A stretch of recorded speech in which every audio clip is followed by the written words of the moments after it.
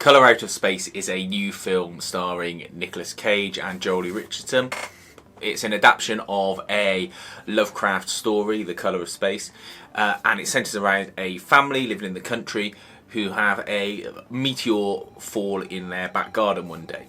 It glows this strange purpley, luminous, pinky colour, and it's a bit of a sort of local news story, and then things die down. But what you find is that the meteor is infecting everything from the crash site outwards.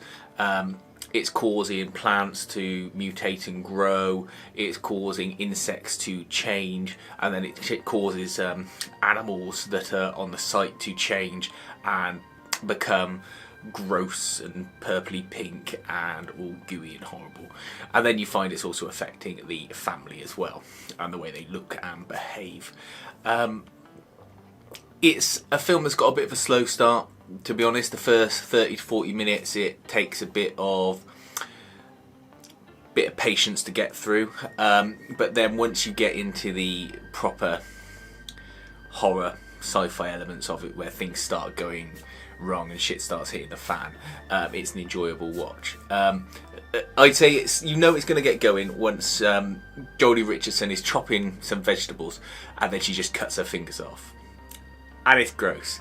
You see the fingers get chopped, you don't see a long lingering shot on it, but it's just one of them ones that gets you.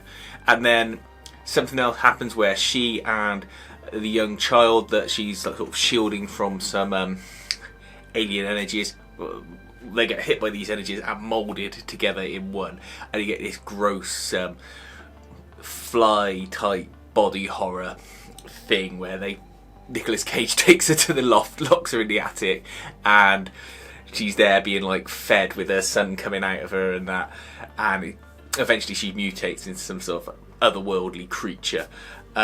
You've got llamas that just get changed and mutated and they're all gross and gooey looking. And you got this kiss where Nicolas Cage kisses Joely Richardson and all this goo just comes off her mouth.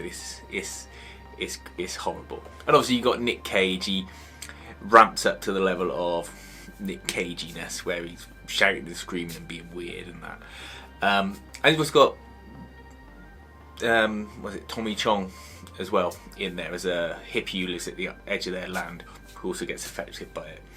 It's a fun film to watch. Good effects. A sort of nice straightforward story. It's sort of trippy.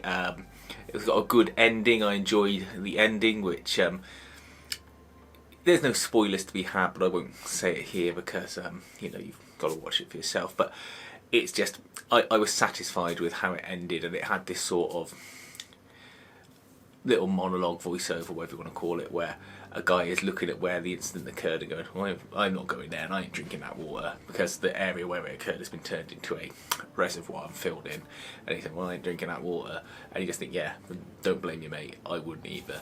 And it's just a nice little experiment. Interestingly, it's made by the person who was going to make The Island of Dr. Moreau, the one starring Val Kilmer, and got sort of fired from it within the first couple of days or weeks.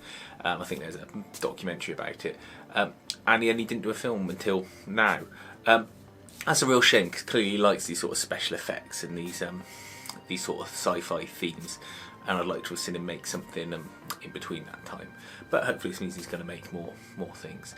It's not as off the wall as Mandy, starring Nick Cage, but it's certainly worth watching if you like Lovecraft stuff, or sci-fi horror things that have got good or gooey, horrible practical effects in them. The Colour of Space, Colour Out of Space, with the American spelling if you're searching for it. Definitely worth checking out. Please feel free to like and subscribe and leave any comments you've got on the film, any differences from the original story. See, I've read this story in a couple of different ways. I've read the original from H.P. Lovecraft. I've read a graphic novel adaptation of it, and obviously seen this. I haven't watched any other film versions of it though, which I know are out there. So yeah, please feel free to like and subscribe, and thanks for watching.